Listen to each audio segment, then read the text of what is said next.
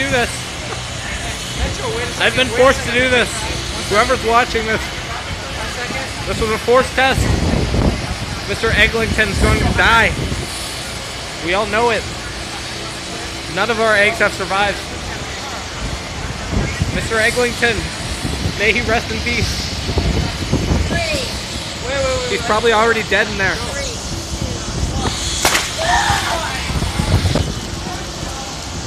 Oh, that looks bad. That looks bad. That looks bad. That looks very bad, actually. That's actually a very bad thing.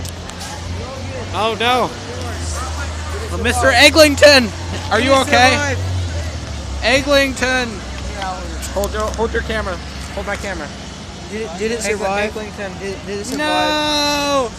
Oh. No. A couple of cracks.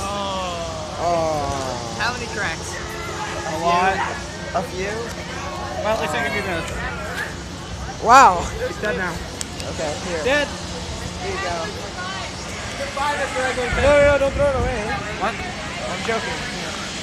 Goodbye, Mr. Eglinton. If you're gonna throw it away, I'll take it. Fine. This is my lunch. No, Mr. Eglinton. Well, the rocket's still here. Mr. Kelly, do you have any words for Mr. Eglinton's rocket ship? Say that again? Do you have any words for Mr. Eglinton's rocket ship? My question is, did he survive? No, he did not. When will the services be held? I'm not sure. Okay, well, They're not- I'd like to. I have to contact his family first. Express my condolences and Okay. deepest sympathies. Okay. To I think there may have to be a funeral for all these eggs.